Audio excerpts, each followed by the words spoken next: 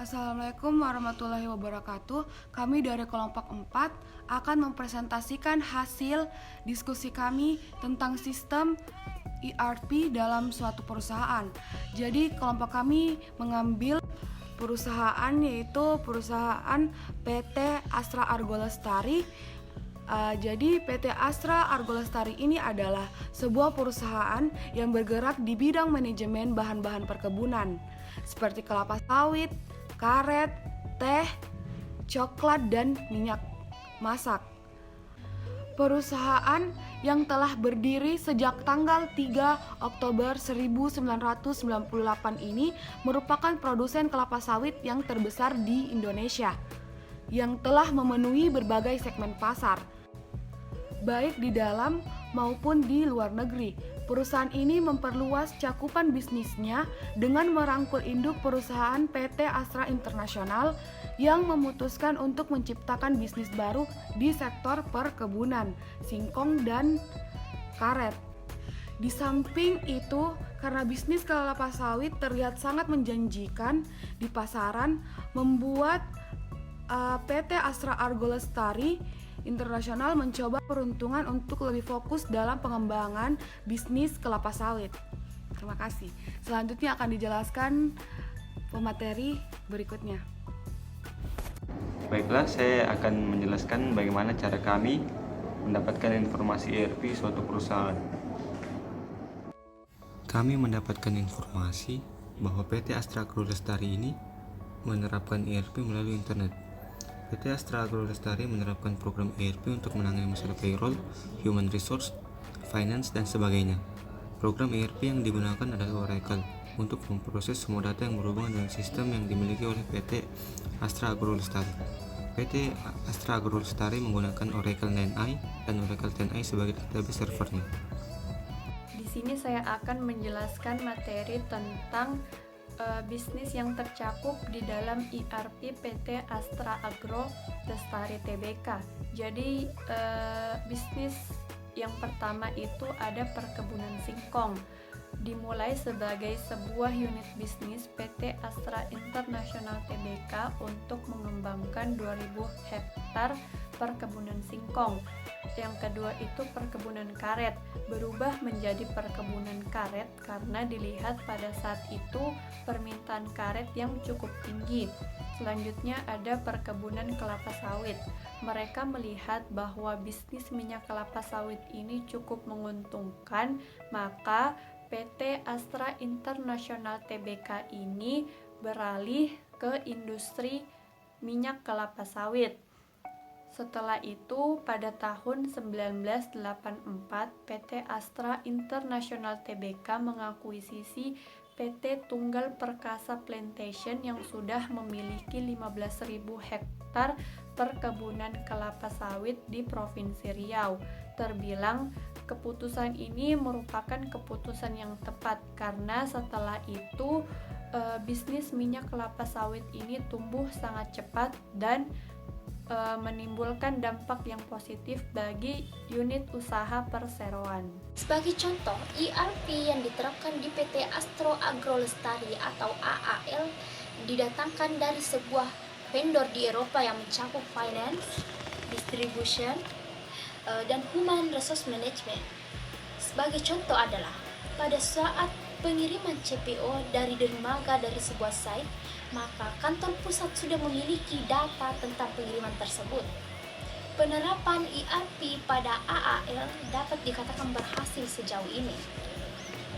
Hal ini dapat dilihat melalui peningkatan kinerja seperti produksi yang meningkat dan diiringi peningkatan pendapatan dibandingkan sebelum melakukan modernisasi TI secara total. Pada kalangan internal, manfaat yang dapat dirasakan adalah terjadinya informasi yang menyeluruh. Itu saja, terima kasih. Saya akan menjelaskan mengenai kelemahan dari penerapan ERP pada perusahaan. Karena PT Astra Agro Lestari menggunakan sistem ERP Oracle, maka kelemahan sistem ini adalah sebagai berikut. Yang pertama, merupakan software DMBS yang paling mahal, paling rumit, dan paling sulit untuk dipelajari. Kedua, penambahan ukuran data sangat berpengaruh. Ketika ukuran data bertambah besar, maka proses akan mengalami keterlambatan pemrosesan. Yang ketiga, membutuhkan spesifikasi hardware yang tinggi untuk dapat menjalankan software DMBS Oracle supaya berjalan dengan stabil.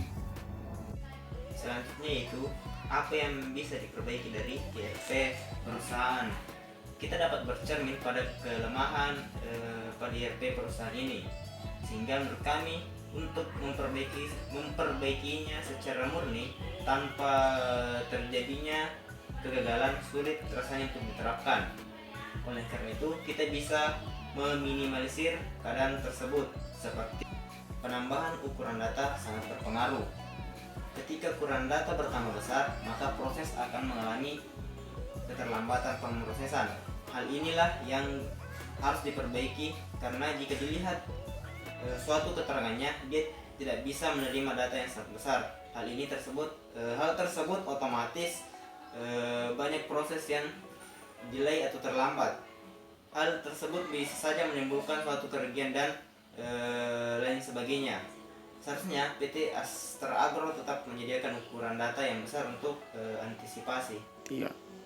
Kedua, karena database Oracle dalam pengoperasiannya dikenal rumit, hal ini disebabkan karena fitur yang terlalu tinggi. Jadi sebaiknya fitur yang ada dalam Oracle dibuat lebih sederhana agar semua orang bisa mengaplikasikannya dengan baik dan efisien. Yang ketiga yaitu spesifikasi minimum hardware yang tinggi.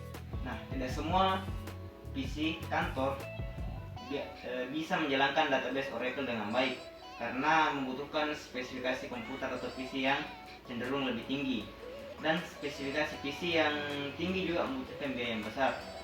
Jadi sebaiknya spesifikasi PC yang dibutuhkan bisa menjadi lebih rendah, karena hal ini juga dapat menghemat biaya yang dikeluarkan oleh perusahaan.